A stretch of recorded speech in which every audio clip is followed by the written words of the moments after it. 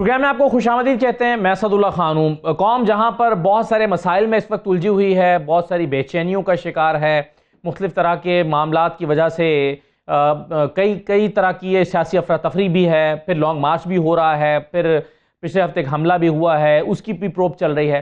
لیکن ان تمام مسائل کے بیچ میں قوم کو آج ایک خوشخبری بھی ملی ہے. پاکستانی ٹیم نے بہت اعلیٰ پرفارمنس دیتے ہوئے فائنل کے لیے کوالیفائی کیا ہے T20 ورلڈ کپ کے، اور پاکستان کی ٹیم جو ہے وہ فائنل کھیل رہی ہے اتوار کو اس ٹیم کے خلاف جو کل فائنل میں پہنچے گی. تو آج پورا دن قوم کے لیے بڑا اچھا رہا ہے اس لحاظ سے، اور چونکہ پاکستان ایک کرکٹنگ نیشن ہے اور کرکٹ سے محبت کرنے والے پاکستان میں بے شمار لوگ ہیں، یہی وجہ ہے کہ آج ایک سیلیبریشن کا دن تھا پاکستانیوں کے لیے. اور پھر خاص بات یہ بھی تھی کہ پاکستانی ٹیم وہاں سے اٹھ کر اوپر آئی ہے جہاں سے کوئی توقع نہیں کر رہا تھا. زمبابوے کی ہار کے بعد بہت سارے لوگ تنقید بھی کر رہے تھے پاکستانی ٹیم پر، لیکن فارچونیٹلی پاکستان کی نے بہت اچھی پرفارمنس کا مظاہرہ کیا، بہت اچھا سیمی فائنل کھیلا اور اب فائنل کے لیے کوالیفائی کر لیا. تو پوری قوم کی دعائیں پاکستانی ٹیم کے ساتھ ہیں کہ فائنل بھی جیتیں تاکہ قوم کو خوشی کے کچھ اور پل میسر آ سکیں. دوسری بات یہ ہے کہ ہمارے ہاں پاکستان میں چونکہ دیر is never a Dal day, ہمیشہ خبریں موجود رہتی ہیں، اور آج بھی کئی نئی چیزیں ہمارے سامنے آئی ہیں جو اس سے پہلے سامنے نہیں آئیں. آج ایک تو لندن میں اہم ملاقات اس وقت چل رہی ہے. شہباز شریف صاحب جو کہ پہلے مصر سے پاکستان آ رہے تھے، انہوں نے اچانک فیصلہ کیا کہ وہ لندن چلے جائیں گے. پہلے انہوں نے ٹویٹ کی آف ٹو پاکستان، لیکن پھر وہ ٹویٹ ڈیلیٹ کر دی اور وہ نجی ایک دورے پر لندن چلے گئے جہاں پر ایک ملاقات چل رہی ہے. اس ملاقات کی کیا امپورٹنس ہے، اس میں کیا چیزیں ڈسکس ہو رہی ہیں، کیوں شہباز شریف صاحب کو وہاں پر بلایا گیا ہے، اس پر ایک تو ہم بات کریں گے. دوسرا، پنجاب حکومت نے آج وزیر داخلہ کی طرف سے کہا گیا ہے کہ جو فورنزک ڈپارٹمنٹ ہے اس کے مطابق حملہ آور ایک نہیں بلکہ دو تھے. رانا ثناء اللہ اس سے پہلے متعدد بار یہ دعویٰ کر چکے ہیں کہ حملہ آور ایک تھا اور وہ مذہبی جنونی شخص ہے اور وہ یہ کوئی گروپ نہیں ہے، اس کو کسی کی مدد حاصل نہیں ہے. لیکن فورنزک ڈپارٹمنٹ کی ابتدائی رپورٹ کی روشنی میں پنجاب کی وزارت داخلہ کہہ رہی ہے کہ حملہ آور دو تھے. تو ایک کانٹرڈکشن بھی سامنے آ گئی اور ایک نئے حقائق بھی ہمارے سامنے آئے اس حملے سے متعلق. دوسرا، اس کی مزید پروب کے لیے پنجاب حکومت نے آج ایک JIT تشکیل دی ہے جس کی بہت زیادہ معلومات تو ہمیں ابھی تک نہیں مل سکی ہیں، لیکن JIT بہرحال تشکیل دی گئی ہے اور یہ پروب کرے گی کہ حملہ کس نوعیت کا تھا، اس میں کون شامل تھا، کیا ایک منصوبہ بندی تھی یا کوئی کسی انڈیویجول کا ایکٹ تھا. اور دوسری بات یہ ہے کہ کل سے ایک لانگ مارچ شروع ہو رہا ہے. فواد چودھری صاحب نے کہا ہے ٹویٹ کے ذریعے سے کہ تیسرے ہفتے میں لازمی اسلام آباد یہ لانگ مارچ پہنچے گا اور اس میں کوئی ڈیلے اب نہیں ہوگا. تو کیا ہونے جا رہا ہے اس لانگ مارچ کے حوالے سے جو کل سے شروع ہونے جا رہا ہے، ان تمام چیزوں پر آج ہم بات کریں گے. پروگرام میں میرے ساتھ امجد علی خان نیازی صاحب موجود ہیں، بہت شکریہ امجد نیازی صاحب پروگرام میں شرکت کرنے کے لیے. اطہر کاظمی صاحب ہمارے ساتھ موجود ہیں، سینئر تجزیہ کار ہیں، بہت شکریہ کاظمی صاحب پروگرام میں شرکت کرنے کے لیے. میں کاظمی صاحب آپ سے ہی سب سے پہلے لندن سے اگر میں شروع کروں، شہباز شریف صاحب نے ٹویٹ کیا، پہلے انہوں نے کہا آف ٹو پاکستان. یہ ٹویٹ جو ہے وہ آیا جس سے وہ پتہ چلا کہ پاکستان واپس آ رہے ہیں، لیکن پھر یہ ٹویٹ ڈیلیٹ ہو گیا اور ڈیلیٹ ہونے کے بعد کچھ دیر کے بعد پتہ چلا کہ وہ تو لندن چلے گئے ہیں. اور لندن میں ایک ملاقات اس وقت جاری ہے نواز شریف صاحب کے گھر پہ ایون فیلڈ اپارٹمنٹ میں، جس میں میری اطلاعات کے مطابق نواز شریف صاحب اور شہباز شریف صاحب، مریم نواز صاحبہ اور شاید سلمان شہباز بھی اس میں شریک ہیں. ظاہر ہے لانگ مارچ ڈسکس ہو رہا ہے، اور آپ کے خیال میں کیا امپورٹنس ہے اس میٹنگ کی؟ دیکھیں آبویسلی اچانک شہباز شریف صاحب وہاں پہ گئے تو کچھ نہ کچھ انہوں نے امپورٹنٹ ہی ڈسکس کرنا ہوگا. اگر صرف لانگ مارچ کو ڈسکس کرنا ہوتا تو میرے خیال میں وہ ٹیلی فون پہ بھی کر سکتے تھے. لانگ مارچ کے حوالے سے تو بڑے میاں صاحب نے واضح ہدایات بھی وہاں سے جاری کر دی تھیں کہ نہ آپ نے بات کرنی ہے، نہ ان کو کوئی فیس سیونگ دینی ہے، آپ وہی کریں جو آپ کو کرنا چاہیے. تو میرے خیال میں اس سے صورتحال کوئی آبویسلی مزید آگے بڑھی ہے، تو جس کے لیے شہباز شریف صاحب کو وہاں پہ جانا پڑا. اب نومبر کے مہینے میں آپ کو پتا ہے ایک تعیناتی بھی ہونی ہے نئے آرمی چیف کی. اس کے حوالے سے بھی ماضی کے اندر خرم دستگیر صاحب کہہ چکے ہیں کہ بڑے میاں صاحب کے ساتھ مشاورت ہوگی، عین ممکن ہے کہ اس کے اوپر وہ مشاورت کرنے گئے ہوں. اور اس طرح کی بھی اطلاعات ہیں کہ جو حکمراں اتحاد ہے اس میں کچھ چیزوں کے اوپر شہباز شریف صاحب اور آصف علی زرداری صاحب کا تو اتفاق ہے، لیکن میاں نواز شریف صاحب کی کچھ جسے آپ کہہ سکتے ہیں ریزرویشنز ہیں یا تحفظات ہیں. تو عین ممکن ہے کہ میاں صاحب نے بلایا ہو شہباز شریف صاحب کو ان تحفظات کے اوپر بات کرنے کے لیے. آپ کے خیال میں جو ایکسٹینشن کا معاملہ ہے، کیونکہ آرمی چیف واضح طور پر کہہ چکے ہیں اور ایک سے زائد مرتبہ کہہ چکے ہیں اور ملاقاتیں بھی ان کی شروع ہیں کہ وہ ایکسٹینشن نہیں لیں گے اور مقررہ وقت پر وہ کمان نئے آرمی چیف کو سونپ کے گھر چلے جائیں گے، لیکن آپ کے خیال میں کیا حکمران اتحاد میں یا حکمران جماعت میں یہ بات اب بھی زیر غور ہے کہ ایکسٹینشن دی جا سکتی ہے نئے چیف کو، موجودہ چیف کو؟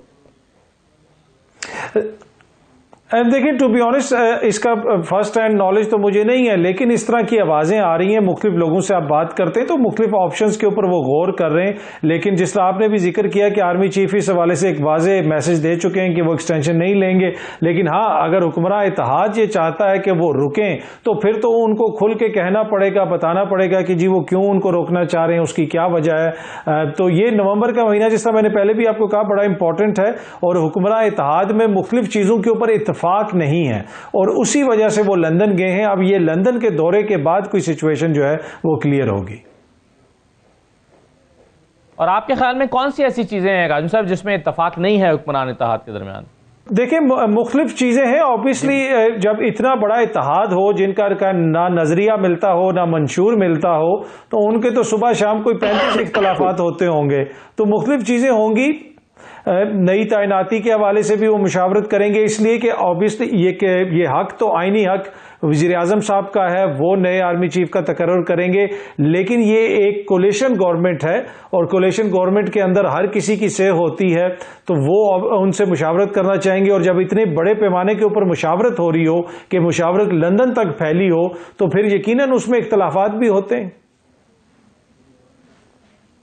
صحیح ہے، بالکل ٹھیک ہے۔ امجد نائب صاحب، ایک تو ظاہر ہے جو لانگ مارچ ہے اس کے حوالے سے بھی کچھ چیزیں ڈیسائیڈ ہونی ہیں، حکمران اتحاد نے کرنی ہے یا نواز شریف صاحب نے کرنی ہے یا انہوں نے شہباز شریف کی مساعدت سے کرنی ہے، مریم نواز کی انپٹ لینی ہے، کئی چیزیں ہیں۔ مثلا لانگ مارچ کو اسلام آباد میں داخل ہونے دینا ہے یا نہیں داخل ہونے دینا، کیونکہ کئی مرتبہ کہا جا چکا ہے کہ جتھے کو حملہ آور نہیں ہونے دیں گے اسلام آباد میں، اور کئی دفعہ یہ اشارہ بھی دیا گیا ہے کہ اگر پرامن آئیں گے تو آنے بھی دیا جا سکتا ہے ایک مخصوص جگہ پر بیٹھنا چاہیں تو۔ ایک تو شاید یہ فیصلہ ہونا ہے، پھر اس لانگ مارچ کے دوران جو ہے سیکیورٹی اسلام آباد اگر پہنچتے تو کیسے دی جانی ہے، پھر مریم نواز کو کیا واپس آنا ہے لانگ مارچ کے دوران یا ان کو لانگ مارچ کے خاتمے تک باہر ہی سٹے کرنا ہے، تو کئی چیزیں میرا خیال ہے لانگ مارچ کے حوالے سے بھی پلان ہو رہی ہیں۔ آپ حکومت کی کس قسم کی تیاری یا ریاکشن کو اینٹیسپیٹ کرتے ہیں؟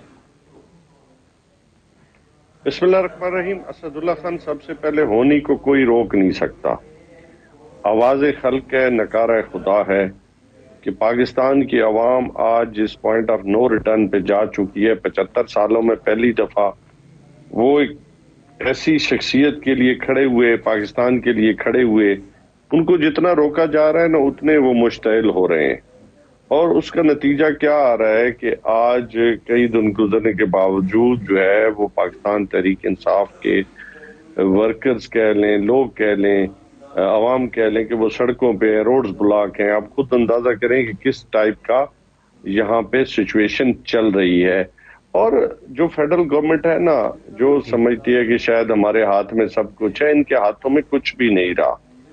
یہ خود پپٹ ہے، اور پپٹس کیا کر سکتے ہیں زیادہ، وہ جس طرح بندر بیٹھا ہوتا ہے نا درخت پہ، کبھی اچھل کے ایک شاخ پہ چلا جاتا ہے، پھر وہاں پہ کچھ اپنی بولی بولتا ہے، پھر دوسری شاخ پہ چلا جاتا ہے، تو ان کی یہ شاخ تو شاخ باتیں ہی ہیں۔ پھر یہ بھان متی کا کنبہ ہے جس میں ایک پارٹی ایک بولی بول رہی ہے، دوسری پارٹی دوسری بولی بول رہی ہے، مفادات ہیں، NRO ہے، اور کیسز سے جان کا چھٹکارا ہے، تو یہ ساری باتیں آپ کے علم میں ہے۔ پھر آپ خود دیکھیں کہ جس ایوان فیلڈز کو یہ مانتے نہیں تھے اسی میں آج پورا ٹبر اکٹھا ہے، تو یہ بھی پاکستان کے ساتھ ایک بہت بڑا مذاق ہے کہ عوام دیکھ رہی ہے کہ یہ کس طریقے کے ساتھ وہاں پہ منصوبہ جات بنائے جا رہے ہیں۔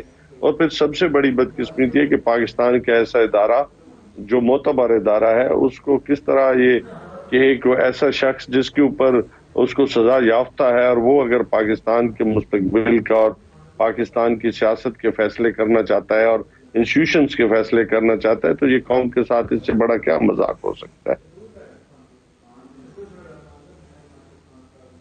صحیح ہے، لیکن مگر یہ بتائیے کہ آپ کا لانگ مارچ جو ہے سر کیا فیصلہ ہوا ہے؟ پہلے جب آپ نے لانگ مارچ شروع کیا تھا تو بتایا تھا کہ 11 تاریخ کو پہنچیں گے اسلام آباد، لیکن ظاہر ہے وہ پلان جب چینج ہوا ہے تو ابھی آپ نئی تاریخ نہیں دے رہے.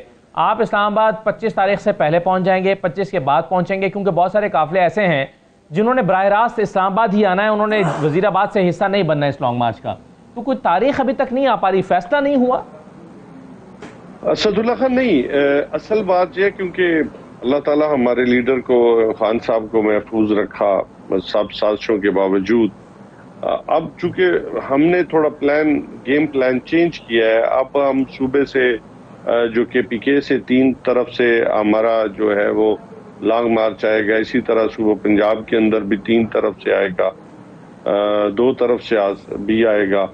اب پھر اسی طرح آپ نے دیکھا ہوگا کہ سندھ سے علیحدہ آئے گا, پاکستان کے مختلف اور حصوں سے جی بی ہے, آزاد کشمیر ہے, بلوچستان ہے, تو سب جگہوں سے ہمارا انشاءاللہ تعالی ہمارا جو گیم پلان ہے ایز پر آر پلان جو ہے وہ پروسیڈ کرے گا. تو آپ دیکھیں گے کہ اس منتھ کے جو 3را ہفتہ چلے گا تقریباً آلموسٹ سارے جو ہے وہ ایک جگہ اکٹھے ہو جائیں گے. بالکل ٹھیک ہے. اب میں آپ کے سامنے جو آج کے جو انکشافات ہیں فورنزک ڈپارٹمنٹ کے حوالے سے, حملہ آور ایک نہیں بلکہ 2 ہیں. فاروق حبیب صاحب نے اس پر ٹویٹ کیا, انہوں نے کہا کہ پنجاب فورنزک ڈپارٹمنٹ کی جانب سے جو ابتدائی رپورٹ وزیر داخلہ پنجاب عمر چیمہ کو بریفنگ ملی ہے اس کے مطابق ان پر قاتلانہ حملے میں کم از کم 2 حملہ آور شامل تھے. اس کا مطلب جو کور اپ کے لیے طوطا تیار کیا گیا وہ مذہبی بنیاد کو حملے کی وجہ بنا رہا ہے, جو کہ غلط ثابت ہوئی. اچھا, اب اس میں کاظمی صاحب مسئلہ یہ ہے کہ اس انویسٹیگیشن سے پہلے ہی رانا ثناء اللہ صاحب ایک واضح موقف لے چکے ہیں, اور وہ یہ کہتے ہیں کوئی منصوبہ نہیں تھا, یہ ایک شخص کا پلان تھا, اور وہ مذہبی جنونی شخص ہے, وہ ریلیجیسلی موٹیویٹڈ شخص ہے, اور اس شخص نے یہ کیا ہے.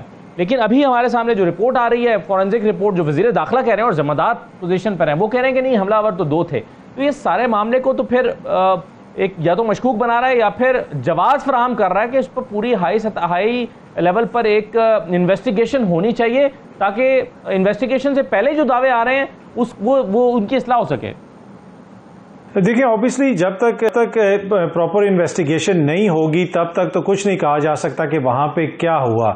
وفاقی حکومت کا ایک بیانیہ ہے, وہ اپنی طرف سے یہ تاثر دے رہے ہیں کہ جناب یہ کلوز اینڈ شٹ کیس ہے, ایک شخص اس میں ملوث تھا, وہ مذہبی جنونی تھا. لیکن پنجاب کی حکومت کا موقف جس طرح آپ نے بھی بتایا, اب مجھے نہیں پتا کہ یہ جو رپورٹ آئی ہے فرانزک, کیا یہ عمر چیمہ صاحب نے خود شیئر کی ہے, عمر چیمہ صاحب نے اس حوالے سے کوئی پریس کانفرنس کی ہے, یا صرف فاروق حبیب صاحب نے کوئی ٹویٹ کی ہے. تو اگر اس میں تھوڑی سی اگر آپ میری رہنمائی کر سکیں آپ. جی, عمر چیمہ صاحب نے خود بھی کہا ہے اور اس کو فاروق حبیب صاحب نے ٹویٹ کی ہے. اور اچھا چیمہ صاحب نے کی, ٹھیک ہے. دیکھیں جس دن سے یہ خان صاحب کے اوپر حملہ ہوا ہے اس دن سے بہت ساری چیزیں ایسی ہوئی ہیں جو بہتر طریقے سے کی جا سکتی تھی. اس میں آپ کچھ چیزیں ہیں وفاق کے اوپر بھی آپ obviously انگلی اٹھا سکتے ہیں, ان سے بھی سوال کر سکتے ہیں, لیکن کچھ چیزیں ہیں جو پنجاب کی حکومت نے کرنی تھی. دیکھیں پہلی تو بنیادی چیز یہ تھی کہ عمر چیمہ کی ذمہ داری تھی کہ عمران خان کے اوپر پنجاب کے اندر فائرنگ نہ ہو, ٹھیک ہے. اس کے بعد کیا عمر چیمہ اس وقت تھانے وہاں پہ بیٹھے رہے, کیا وہ وہاں سے ایف آئی آر کٹوا کے اٹھے تھے؟ پھر آپ نے ملزم کو اتنے دن اپنی کسٹڈی میں رکھا وداؤٹ ایف آئی آر. تو اب یہ جتنی بھی ایف آئی آر درج ہوئی ہے, آپ کسی بھی قانونی ماہر سے بات کر لیں, وہ یہی کہتے ہیں کہ یہ اتنی بھونڈی اور کمزور قسم کی ایف آئی آر ہے کہ یہ شخص بچ نکلے گا. بہتر طریقے سے پنجاب حکومت بھی اس کو ہینڈل کر سکتی تھی. وہ کہا جا رہا ہے کہ جناب آئی جی صاحب کے اوپر پریشر تھا, لیکن بہت ساری ایسی چیزیں تھیں جن سے آپ پنجاب حکومت کو بری و ذمہ قرار نہیں دے سکتے. آپ عمر چیمہ صاحب جو ہیں وہ غائب ہیں, نہ وہ کوئی انفارمیشن دے رہے ہیں. جن دنوں میں وہ گورنر تھے تو وہ روز ٹویٹ کرتے تھے کہ مجھے 4 بندے دے دو تو میں پورا پنجاب اپنے قبضے میں لے لوں گا. تو پرابلم یہ ہے کہ پاکستان تحریک انصاف کی حکومت اپنے قائد کو اپنے صوبے میں سیکیورٹی دینے میں ناکام ہوئی, جس کا یہ نتیجہ نکلا کہ وہاں پہ فائرنگ ہوئی. باقی دیکھیں اگر ان کا کوئی مخالف ہے یا ان کے بقول ان کا کوئی دشمن ہے جو ان کو ٹارگٹ کرنے چاہتا ہے تو اس سے تو آپ وہ کریں, جو گلہ کرنا وہ کریں, لیکن آپ کا اپنا کیا کردار رہا ہے؟ آپ نے گورنر ہاؤس کے باہر تو احتجاج کیا, چھوٹا سا احتجاج وزیر اعلیٰ ہاؤس کے باہر بھی کر لیں. تو مجھے یہ لگتا ہے کہ پنجاب حکومت کی بھی اس میں کوتاہی ہے کہیں نہ کہیں. جی ہاں بالکل, اور وہی سوال جو ایک سوال نامہ یا 5 سوالوں کی روشنی میں ایک کمیشن بنانے کے حوالے سے شہباز شریف صاحب نے چیف منسٹر کو خط لکھا ہے، اس میں بھی کم از کم 4 پوائنٹس تو ایسے ہیں کاظمی صاحب جس میں پنجاب حکومت کی کمزوریوں کی طرف اشارہ ہوتا ہے کہ یہ کس کی ذمہ داری تھی، یہ کس کا بریچ تھا، کون سا سیکیورٹی ادارہ ذمہ دار تھا، کس کی کمزوری سامنے آئی ہے. تو یہ اسی طرف شاید اس ریکمنڈیشن میں بھی اشارہ کیا گیا ہے جو وزیر اعظم کی طرف سے خط لکھا گیا ہے سپریم کورٹ کو.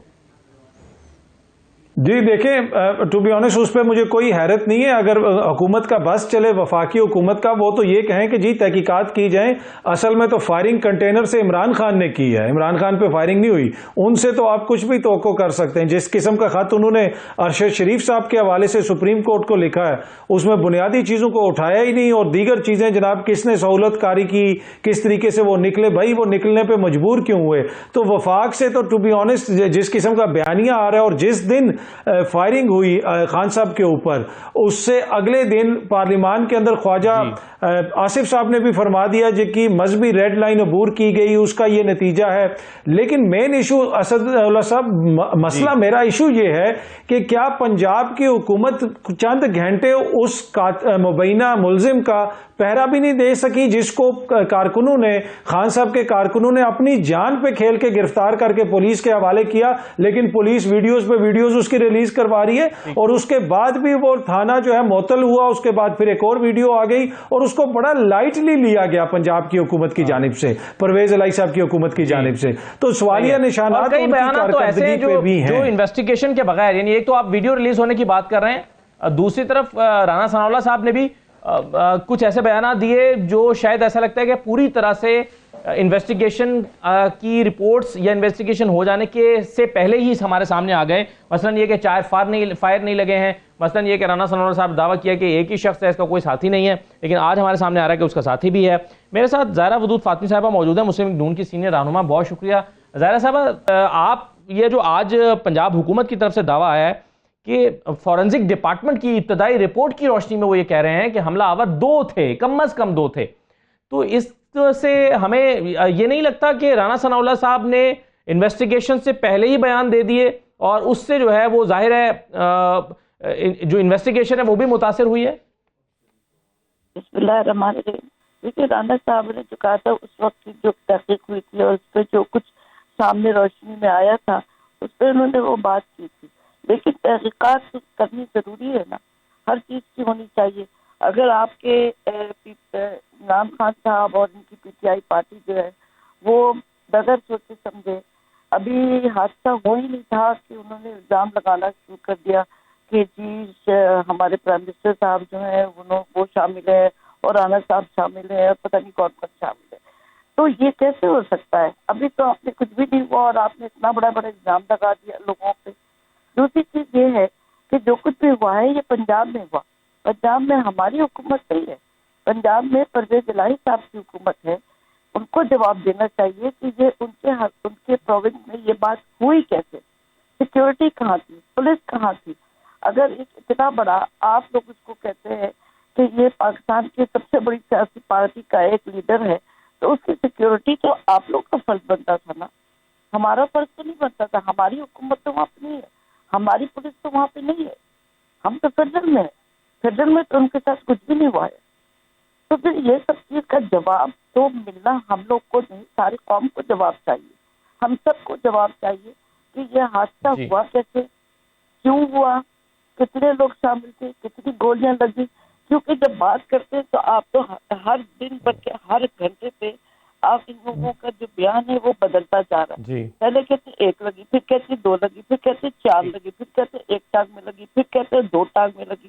بالکل صحیح ہے زہرا صاحبہ. ایک تو جو آپ نے سوال ابھی اٹھائے ہیں کہ اگر ایک شخص کو بیان پہلے نہیں دینا چاہیے تو پھر انویسٹیگیشن سے پہلے جو ہے وہ عمران خان اپنے ملزموں کا تعین بھی کیسے کر رہے ہیں اور ایف آئی آر میں نام بھی کیوں لکھوا رہے ہیں. اس پر میں چاہوں گا کہ عابد شاید زبیری صاحب صدر سپریم کورٹ بار ایسوسی ایشن ہے، ان کا ذرا موقف لے آئیں، کیونکہ ان کی آج پریس ریلیز بھی آئی ہے جو سمجھتے ہیں کہ قانونی طور پر مدعیت، پولیس کی مدعیت میں ایف آئی آر درج نہیں ہو سکتی تھی. ان کا یہ موقف کس بنیاد پر ہے اور کیا قانونی جواز ان کے پاس موجود ہے یا بنیاد ان کے پاس موجود ہے، یہ ہم ان سے ہی جانتے ہیں. ایک چھوٹا سا بریک لے لیتے ہیں، بریک کے بعد واپس آتے ہیں.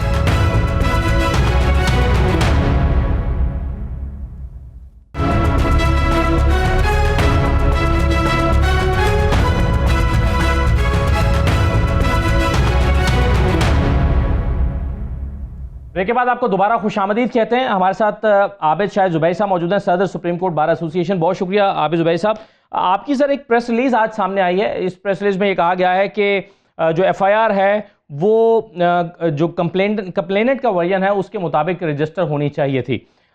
آپ کے پاس کیا قانونی بنیاد ہے اس بات کی کہ پولیس اپنی مدعیت میں ایف آئی آر درج نہیں کر سکتی تھی؟ بسم اللہ الرحمن الرحیم.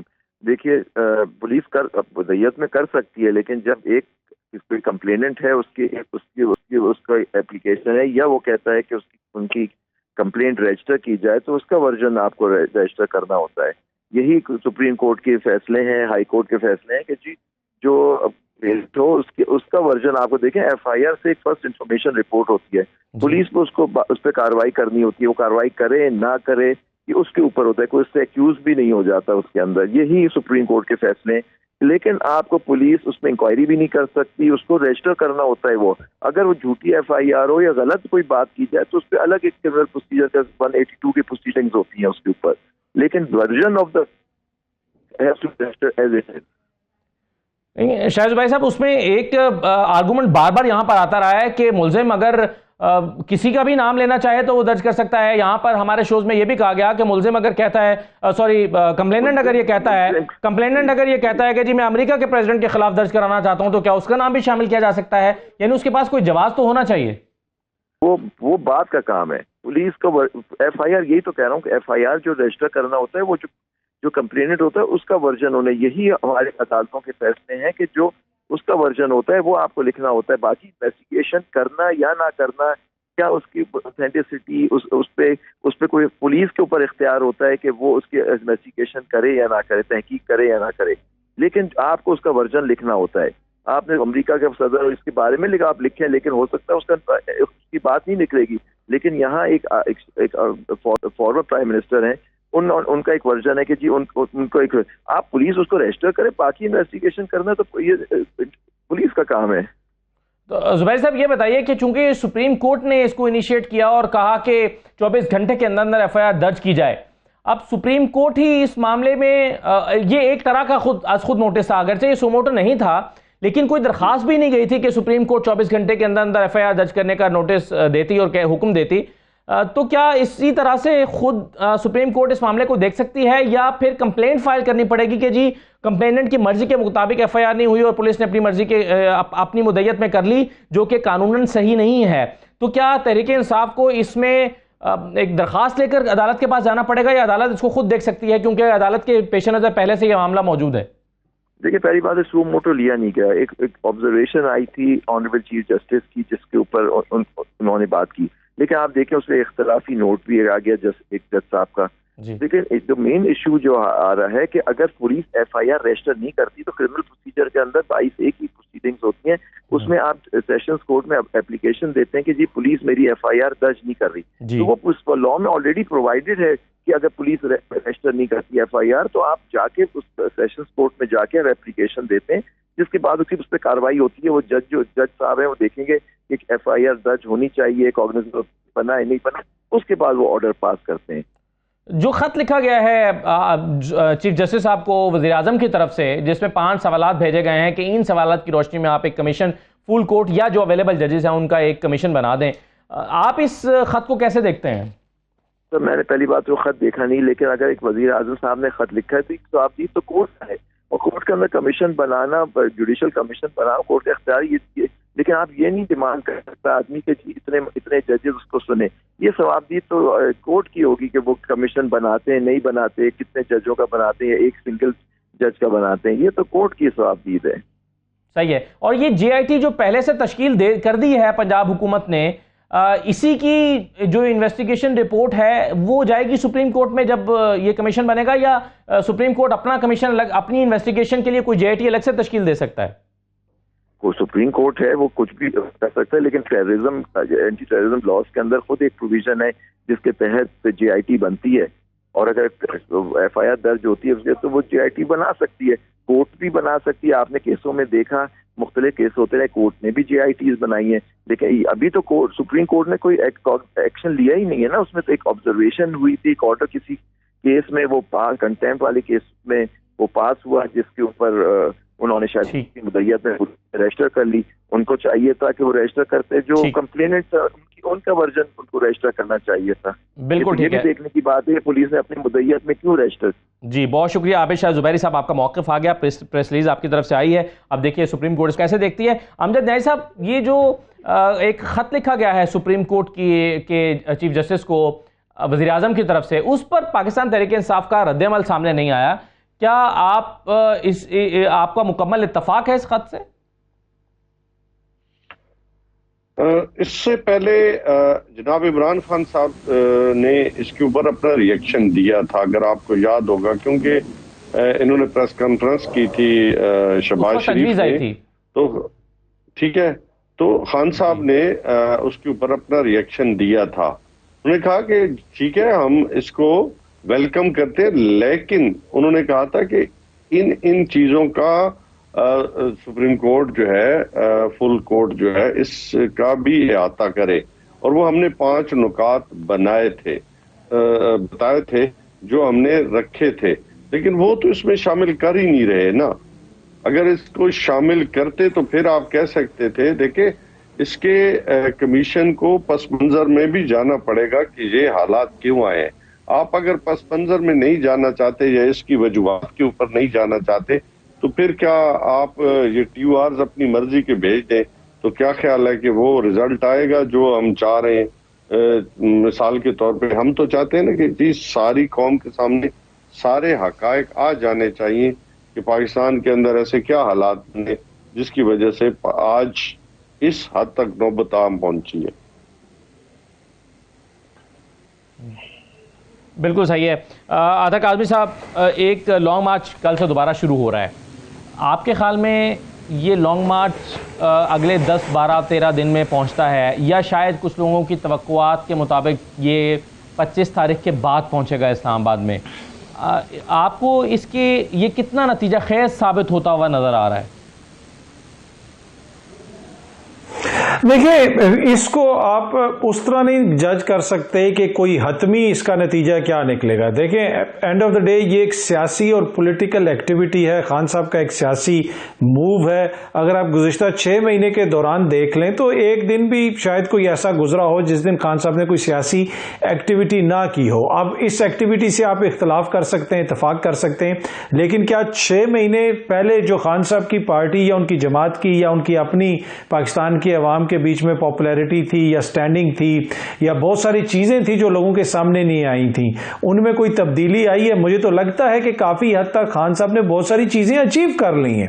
آج دیکھیں بحث ہم اس نہج پہ لے آئے ہیں کہ ان کے جو مخالفین ہیں وہ بھی ان کے حق میں باتیں کر رہے ہیں. اعتزاز احسن صاحب کے آپ بیانات سن لیں, سینیٹر مصطفیٰ نواز کھوکر صاحب کی آپ بات سن لیں, اور اس کے ساتھ ساتھ 13 جماعتوں کا اتحاد ہے جو حکومت میں ہیں, وہ سارے مل کے بھی سیاسی مقابلہ نہیں کر پا رہے. تو میرے خیال میں یہ ہمیں اس جو لانگ مارچ ہے, میں اس کو آئسولیشن میں نہیں دیکھتا, میں اس کو وہ دیکھتا ہوں کہ جو 6 مہینے سے خان صاحب اپنا مقدمہ رکھ رہے ہیں عوام کے سامنے. اب اس سے آپ اختلاف کریں یا اتفاق, میں پہلے بھی کہہ چکا ہوں یہ, لیکن یہ اسی کا ایک تسلسل ہے. اور میرے خیال میں سیاسی طور پہ اگر کوئی سیاست اس وقت کر رہا ہے تو وہ تو عوامی سیاست تو عمران خان صاحب ہی کر رہے ہیں, اور اسی کی مشکلات کا نتیجہ ہے کہ وزیر اعظم کبھی مارے لندن جاتے ہیں, کبھی کہیں اور جاتے ہیں. لیکن اس وقت ان حالات میں کاظمی صاحب مسئلہ یہ نا کہ اگر عمران خان الیکشن کی تاریخ لینے میں کامیاب ہو جاتے ہیں تو سمجھا جائے گا کہ ان کا لانگ مارچ کامیاب رہا, اور اگر نہیں لے پاتے تو سمجھا جائے گا کہ ناکام رہا. حالانکہ پھر بھی کچھ نہ کچھ تو وہ گین کر کے جا رہے ہیں, وہ ایک پولیٹیکلی موبلائز کر رہے ہیں اپنے کارکنوں کو, وہ پورا جی ٹی روڈ کو ایکٹیو کر رہے ہیں. اس کے 4 مہینے بعد بھی وہ اس کا فائدہ اٹھائیں گے اس ایکٹیویٹی کا. لیکن سمجھا یہی جائے گا کہ عمران خان کو فائدہ نہیں ہوا کیونکہ وہ الیکشن کی ڈیٹ تو لے نہیں سکے. تو ان ٹرمز میں آپ کو لگتا ہے نتیجہ خیز ہوگا یا نہیں ہوگا, یعنی الیکشن کی تاریخ وہ لے پائیں گے یا نہیں؟ دیکھیں, یہ اس وقت فیصلہ ہوگا جب خان صاحب خود راولپنڈی پہنچیں گے. جب لانگ مارچ راولپنڈی پہنچے گا اس کے بعد بہت ساری چیزیں کلیئر ہوں گی. اس کے بعد کیا سچویشن ہوتی ہے, اس لیے کہ کل سے اس طرح کی خبریں گردش کر رہی ہیں کہ جناب بہت سارے معاملات طے پا گئے, کوئی کانفرنس بھی ہوئی, الیکشن کی ڈیٹ بھی آ جائے گی, اور مطلب کہ خان صاحب کو بتا دیا جائے گا, مذاکرات بھی ہوں گے. لیکن اس وقت تک کی سچویشن یہ ہے کہ کوئی معاملات طے نہیں پائے. یہ حکومت قطعاً کسی صورت صورت میں بھی اس وقت انتخابات کی ڈیٹ دینے کے لیے تیار نہیں ہے. اگر لانگ مارچ کے نتیجے میں خان صاحب کو انتخابات کی ڈیٹ دی جاتی ہے تو اس کا مطلب ہے کہ اس حکومت کی بہت بڑی شکست, اور یہی چیز وہ بار بار ہر طرف کنوے کر رہے ہیں, جدھر بھی وہ پیغام بھیجتے ہیں کہ جناب اس کی صورت میں ہم قطعاً انتخابات کی ڈیٹ نہیں دیں گے, اس لیے کہ اگر آپ نے, ہماری تو سیاست پہلے ہی ختم ہو چکی ہے, یہاں سے اگر ہم نے اس کو انتخابات کی ڈیٹ بھی دے دی, یہ تو فائنل وہ ایک طرح سے اسٹرا ہوگا. تو وہ میرا نہیں خیال کہ حکومت مانے گی. ہاں مجبوراً کوئی فیصلہ کرنا پڑے وہ تب صورتحال پیدا ہوگی آج سے 10-15 دن کے بعد, اس وقت وہ صورتحال نہیں ہے. جی بالکل صحیح ہے. شاید ابھی کچھ فیصلے حکومت نے بھی نہیں کیے ہیں, لیکن ذرا ودود صاحبہ یہ بتائیے کہ کیا حکومت یہ فیصلہ کر چکی ہے کہ لانگ مارچ اسلام آباد میں آنے دینا ہے یا نہیں آنے دینا ہے, اور کیا ایسے حالات بن سکتے ہیں کہ الیکشن کی طرف جایا جا سکے؟ کیا کوئی ایسی صورت ممکن ہے؟ یہ فیصلے ہو گئے ہیں یا فیصلے عمران خان کی اسلام آباد میں داخلے کے موقع پر اسٹرینتھ کو دیکھ کر کیے جائیں گے کہ اجازت ملے گی یا نہیں ملے گی, روکا جائے گا اسلام آباد میں داخلے سے, نہیں روکا جائے گا؟ اب مجھے تھوڑا سا ایک پچھلے جو سوال آپ کے تھے عمران خان کا کے ایکسیڈنٹ کا, اس کے اوپر ایک چھوٹی سی چیز جو آپ کو بتانا ہم چاہتے ہیں, جس کو ابھی تک کسی نے نہیں کہا, کہ سب سے پہلے تو دیکھیں اس قسم کا جب کوئی حادثہ ہوتا ہے تو ہمیشہ جو جن کے ساتھ یہ پرابلم آتا ہے یا کوئی ایکسیڈنٹ ہوتا ہے, کچھ بھی ہوتا ہے, تو اس کو کبھی بھی پرائیویٹ ہاسپٹل میں نہیں لے کے جاتے. یہ ایک قانون ہے. They have to go into the government hospital. Government hospital میں ان کا علاج بھی ہوتا ہے, فرسٹ ایڈ بھی ملتا ہے, اور پھر وہیں پہ پولیس جو ہے نا وہ ان کا سارا کچھ دیکھ کر کے اور پھر FIR کاٹتی ہے. یہ اس طریقے سے نہیں ہوتا کہ عمران خان صاحب اٹھ کر کے اپنے اسپتال میں چلے گئے اور اپنی دونوں ٹانگوں کو اٹھا کے کہہ رہے ہیں کہ جی گولی لگ گئی. کسی کو نہیں پتا ہے کہ ان کو کیا ہوا, کیونکہ کسی نے دیکھا نہیں ہے. ان کے اپنے ڈاکٹر سے, جنہوں نے کبھی فیصل صاحب جو ہے وہ کچھ اور کہتے ہیں, ڈاکٹر یاسمین کچھ اور کہتی ہیں, فواد صاحب کچھ اور کہتے ہیں. یہ سب کی ایک جو ہے نا ڈفرینٹ قسم کی ویوز ہم لوگوں کو ملی ہے. اس لیے یہ تحقیقات کی بہت سخت ضرورت ہے, اور ایک جو GIT بن گئی ہے, بلکہ ان کو چاہیے کہ وہ اس بات پہ عمران خان کو مجبور کریں کہ وہ اپنے زخم کو دکھائیں, کیونکہ گولی جب لگتی ہے تو جہاں سے لگتی ہے اس کا نشان اور جہاں سے گولی نکلتی ہے اس کے نشان میں فرق ہوتا ہے, اور اسی فرق سے ہم کو پتہ چلتا ہے کہ گولی کتنے ڈسٹینس سے لگی ہے. یہ سب چیزیں قانون میں ہے اور اس کو دیکھنا بہت ضروری ہے. اب یہ کہ لانگ مارچ کا ہے, بھائی میرے لانگ مارچ کا تو اگر آپ دیکھیں تو اتنے اس قسم کے مارچز ہوتے رہتے ہیں, اتنی ریلیز نکلتی رہتی ہیں. ہم تو پچھلے 10 سال میں دیکھا ہے کہ 2014 سے جو شروع ہوا ہے وہ آج تک چلتا چلا آ رہا ہے. عمران خان صاحب پہلے کنٹینر پہ کھڑے ہو کے بولتے تھے, وہی باتیں آج بھی بول رہے ہیں. اگر اس جلسوں سے جیت ہوتی تو 2014 میں انہوں نے یہ چیز اپنے مقصد میں کامیاب ہو چکے ہوتے. ان کو 18 میں دوسروں کا سہارا لے کر کے یہ کام کرنا پڑا, اور آج بھی وہ وہی کہہ رہے ہیں, دھمکیاں اور دھوس اور گالیوں کے علاوہ کچھ نہیں ہوتا ہے. اگر وہ سمجھتے ہیں کہ ان کے جلسوں سے ہم جو ہے ان کو وہ چیز دے دیں گے جو وہ مانگتے ہیں, تو ان کی بڑی سخت غلط فہمی ہے. ہم الیکشن ٹائم پہ کروائیں گے, کیونکہ حکومت جو ہے اس کا کنسنٹریشن سیاست پہ نہیں ہے, اس کا کنسنٹریشن جو ہے اس وقت ملک کے حالات کو بہتر کرنے کا ہے, معیشت کو بہتر کرنے کا ہے. پاکستان میں جو اتنی بڑی نیچرل تباہی آئی ہے سیلاب کی, لوگ بے سہارا ہو گئے ہیں, لوگ بے گھر ہو گئے ہیں, لوگوں کا سارا خاندان, سارا سرمایہ اجڑ گیا ہے. ان کو سب کو ٹھیک کرنے کا مقصد ہے. اور جو شہباز صاحب جا رہے جگہوں پہ وہ گھومنے نہیں چاہتے ہیں. شہباز صاحب جاتے ہیں لوگوں سے ملنے کے, کیونکہ اگر آپ دیکھیں تو عمران خان کے زمانے سے ہمارے جو ہے انٹرنیشنل پالیسی میں ہم لوگ بالکل آئسولیٹڈ ہو کے رہ گئے تھے. کوئی دنیا کا کوئی بھی ملک جو ہے وہ ہم سے ہاتھ ملانے کو تیار نہیں تھا. ہماری انویسٹمنٹ ختم ہو چکی تھی. ہمارا اتنا برا حال کبھی نہیں ہوا تھا پچھلے 70 سال میں جو ابھی 3 سالوں میں ہوا ہے. ان سب کو ٹھیک کرنا ہے. آج دنیا ہم لوگوں کو مان دی.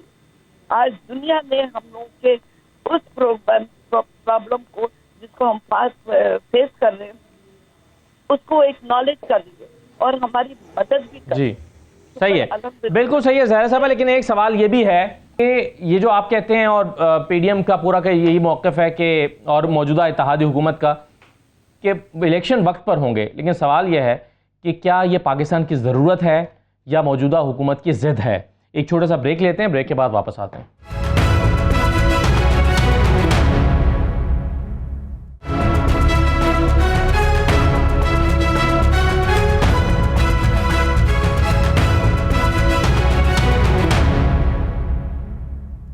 دوبارہ آپ کو خوش آمدید کہتے ہیں۔ امجد نائی صاحب، جیسے ابھی اطہر کاظمی صاحب بھی بات کر رہے تھے کہ کہیں رابطوں کی خبریں اب بھی چل رہی ہیں، کہیں معاملات کے طے ہونے کی خبریں بھی چل رہی ہیں، آپ کی طرف سے مسلسل ڈیلے سے بھی کچھ لوگوں کو لگتا ہے کہ شاید آپ نے بیک ڈور رابطے بھی رکھے ہوئے ہیں، اس کو آپ نتیجہ خیز بنانا چاہتے ہیں تاکہ آپ کو اسلام آباد میں انٹر نہ ہونا پڑے۔ تو بیک وقت کتنے محاذ کھلے ہوئے ہیں، اور کیا آپ کسی بھی سطح پر حکومت کے ساتھ بھی انگیج ہیں؟ اس وقت کسی قسم کے کوئی مذاکرات نہیں چل رہے، اور ابھی میرے خیال میں وقت بھی نہیں آیا مذاکرات کرنے کا، کیونکہ ہم جو پہلے کہہ چکے ہیں بیک ڈور چینلز کے ذریعے کہ اس وقت جو پاکستان کے اندر کرائسس ہے اس کا واحد حل ہے کہ صاف اور شفاف الیکشن کا راہ ہموار ہو، اور اس میں آپ جتنا ڈیلے کرتے جائیں گے اتنا پولیٹیکل ویکیوم بڑھتا جائے گا، اور مسائل کا حل جو ہے وہ مشکل سے مشکل ترین کی طرف چلتا جائے گا۔ تو بہتر ہے کہ اگر اس کا حل پہلے ڈھونڈ لیا جائے اور پاکستان میں کیسے الیکشن کرا دیے جائیں جس کے مطابق آپ کہہ سکیں کہ یہ پارلیمنٹ ساورن ہے اور یہ پاکستان کے لیے فیصلے کرے، تو یقیناً اس کو آپ جتنا جلد ہو سکے کر لیں۔ اگر آپ اس کو ڈیلینگ ٹیکٹکس کے ذریعے جتنا آگے لے کے جائیں گے اتنے پاکستان کے اندر کیوس بڑھے گا، اتنے مسائل بڑھتے چلے جائیں گے۔ میرے خیال میں یہ مناسب وقت یہی ہے کہ آپ اگر چیزوں کو سمیٹنا شروع کر دیں یا سمیٹیں تو بہتر ہوگا۔